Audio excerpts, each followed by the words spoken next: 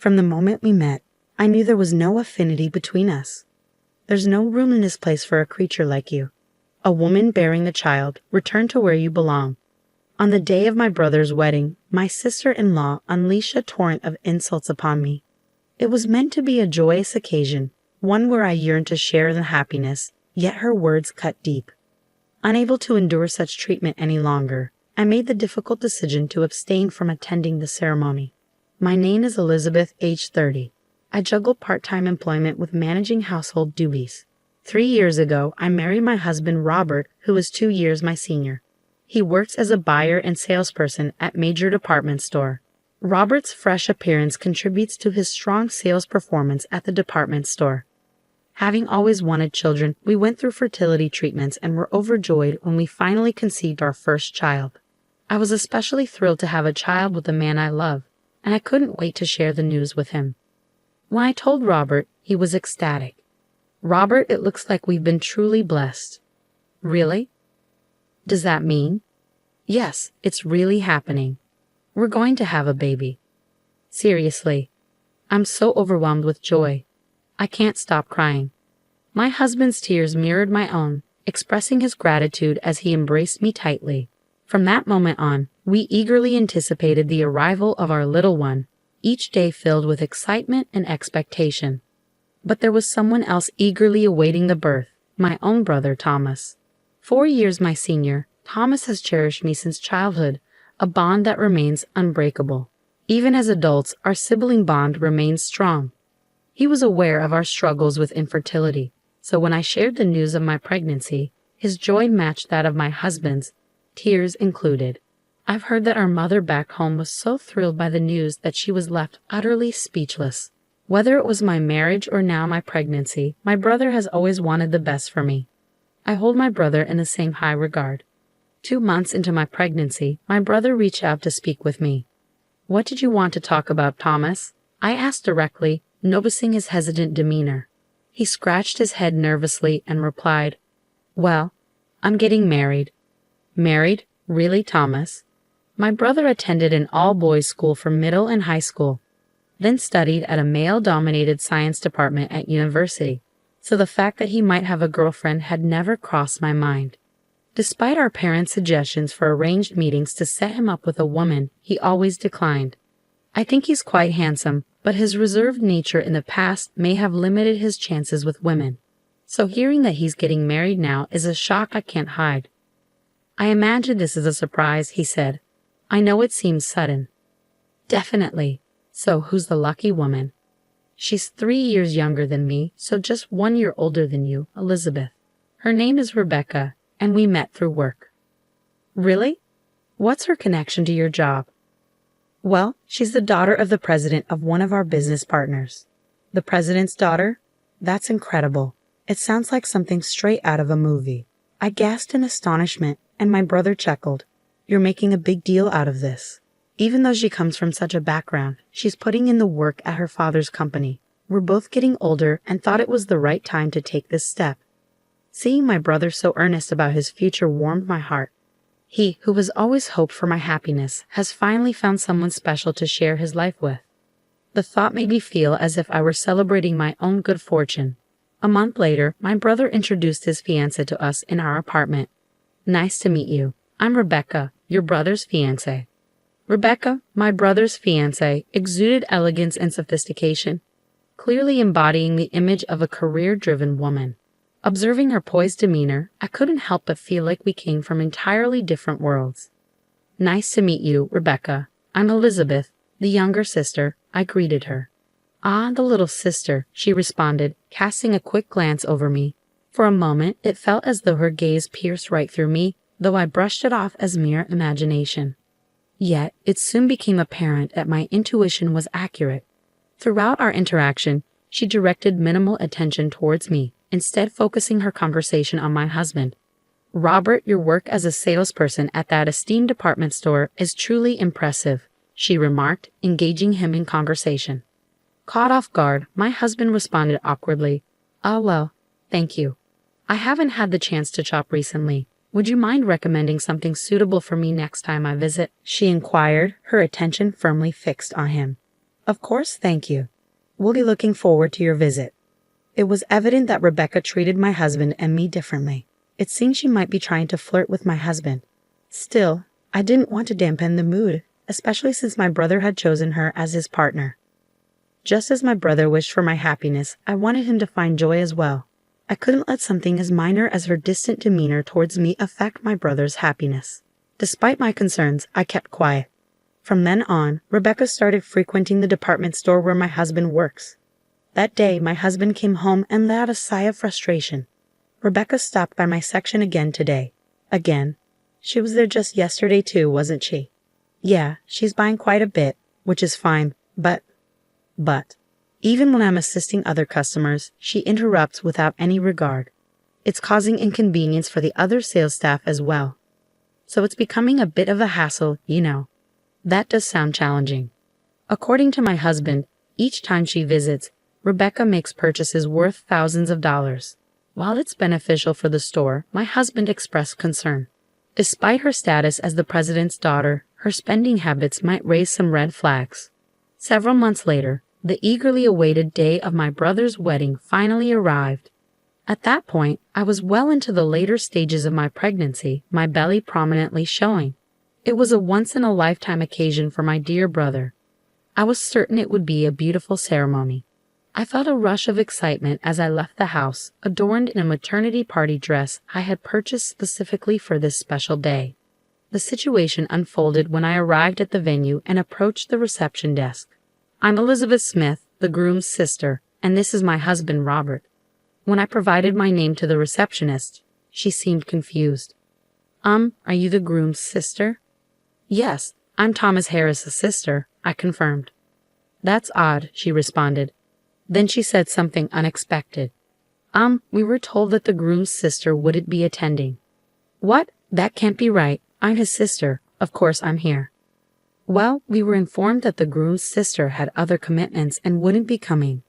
Hold on, there must be some mistake. My husband and I were both planning to attend. Mr. Smith is listed as a guest and is confirmed. The cancellation only applies to you, the sister. Huh. I found myself at a loss for words, stunned by this unexpected twist. Turning to the receptionist, my husband inquired, "Who informed you that my wife wouldn't be attending?" "It was the bride," came the reply. "Rebecca," my husband questioned, a hint of suspicion creeping into his voice. As he sensed something amiss, his expression hardened. "Could you please fetch Rebecca?" he requested firmly. Shortly after, Rebecca and a woman who appeared to be her mother approached us, confirming the unsettling truth. I confronted Rebecca directly. "Rebecca, what's going on? Am I marked as absent?" "Well, it seems that's the situation," she responded nonchalantly. "Wait just a minute. I never once indicated that I wouldn't be attending," I protested, incredulous. With a sneer, she retorted, "Your presence is of no concern to me. Elizabeth isn't coming because you're nothing but trouble. Understand?" "Huh? What are you talking about? Let's be clear from the start. I've never cared for you. You parade around as if you're superior just because you have a decent-looking husband and brother. From the moment we met, I've despised you. Your plain appearance doesn't match your lofty name, Elizabeth. You're nothing but an obstacle to my happiness, guide." I had sensed her coolness towards me, but I never anticipated such deep-seated hatred.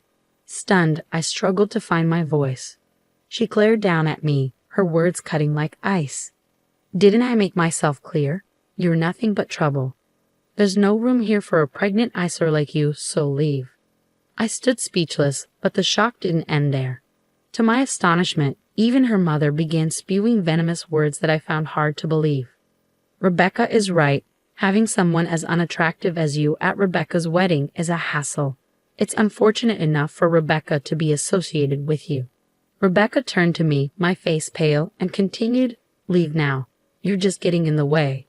You're an eyesore, an ugly pregnant woman." In that moment, the anger I had been suppressing surged within me. Just as I was about to respond, my husband intervened. "How dare you speak to my wife like that? I never imagined Rebecca could be so disrespectful." "Let's go home, Robert. It's not worth it," I said. "Are you sure?" "I don't want to stay here any longer. Let's go, I insisted, tugging my husband's arm as we made our exit from the venue. Good riddance, came the parting shot from Rebecca and her mother, their insults trailing behind us. A few hours later, my brother hurried to our home, his expression weighted with regret. Elizabeth, Robert, I'm truly sorry for Rebecca's behavior, he'd apologized. It's not your fault, Thomas. How did the rest of the wedding unfold? I inquired. I decided to ask the guests to leave midway through. I couldn't bear to continue the ceremony after what happened to my dear sister. That was a wise decision. But why did Rebecca harbor such animosity towards me? Well, I was taken aback when I heard what happened too. Huh, I responded, unsure of where he was going with this. My brother spoke in a hushed tone. It appears Rebecca has been jealous of you, Elizabeth. Jealous. We've always been close as siblings, right? Plus, Robert is quite attractive, and seeing you so happy and expecting a child seemed to bother her. Why would that be a problem? She was making extravagant purchases at my husband's department store because she finds him attractive. I was speechless at the absurdity of it all, I said, incredulous. Though my brother seemed concerned about me, he went on with the story. Rebecca was upset that your pregnancy would draw more attention to you than to her on her wedding day. She couldn't bear the thought of guests coming up to you and asking questions like, "How far along are you?" or telling you, "You look so happy." I can't believe she would react that way, over such a trivial matter. It seems my brother, consumed by his work, had entrusted all the wedding planning to Rebecca. Whenever he tried to offer input, he was shut down with, "The bride is the focus of the day," leaving him unable to intervene. As a result, he was unaware that she had decided unilaterally to exclude me from the event. "I'm deeply sorry that my decisions have hurt you," my brother said, bowing his head in apology. The following day, my mother asked us to come home, so my husband and I hurried back. When we arrived, Rebecca's father was already there, his face flushed with anger, and Rebecca and her mother trailing behind him. He appeared quite serious. "Rebecca, don't you have something to say to Elizabeth?" he asked sternly. When prompted by her father, Rebecca clicked her tongue and erupted in protest. "Why should I apologize? I was the center of attention at the wedding. When will you stop this nonsense?" Her mother quickly backed her up, agreeing with Rebecca's outburst. "Exactly. There's no reason for Rebecca to apologize. It's all this woman's fault." Both Rebecca and her mother openly expressed their displeasure, showing no signs of remorse. Then her father, visibly trembling, found his voice. "Who do you think you're speaking to? How dare you utter such words to these individuals?" he exclaimed, his tone filled with outrage. With that, he bowed deeply before us. "I am profoundly sorry for the despicable actions of my daughter and wife. Please, I implore you, find it in your hearts to forgive us for this grievous incident." Despite his earnest pleas, forgiveness was not something I could offer easily. I spoke plainly. "Do you truly expect us to forgive you? We were unable to attend our dear brother's wedding after enduring such mistreatment. How can we possibly forgive you? But if you don't forgive us, it will cause significant trouble for our company," Rebecca's father interjected, revealing his true motives behind the apology. Rebecca's father owns a wholesaler company that deals in imported goods and maintains a business relationship with my brother's company. However, my brother was incensed by the recent events and requested that his employer cut ties with Rebecca's father's business. This is why her father is now pleading for my forgiveness, hoping to salvage the business relationship with my brother's company. I hadn't realized just how much influence my brother's company held. Despite Rebecca's status as the president's daughter, my brother appeared to hold more power in this situation. Her father continued to apologize profusely, bowing his head repeatedly, but it was clear his primary concern was safeguarding his company, which only deepened my dissatisfaction. Realizing the conversation was going nowhere, I firmly told Rebecca and her family, "I won't interact with you any further. If you proceed with marrying my brother, I will sever ties with him as well." "Hold on. My dad is apologizing profusely. Don't you have any sympathy?" Rebecca shouted at me, her tone laced with anger. "Sympathy? You dare bring that up? You're the one who caused this whole mess. Who should really be apologizing here? Stop allowing your father to debase himself. Your selfishness ruined my brother's happiness. You're not suitable for him. Know your place." After her tirade, I threw Rebecca and her family out of my parents' house. Not long after, I heard that my brother and Rebecca had called off their engagement. She protested loudly, unwilling to end things, but in the end, my brother had to involve a lawyer. He also arranged for a settlement paid to me. Though I initially hesitated to accept it, my brother insisted, saying it's the least I can do to apologize. So I accepted his offer with gratitude. Rebecca's family's misfortune deepened, and her father's company eventually declared bankruptcy. It seems that losing business with my brother's company, which was a critical part of their operations, left them unable to stay afloat.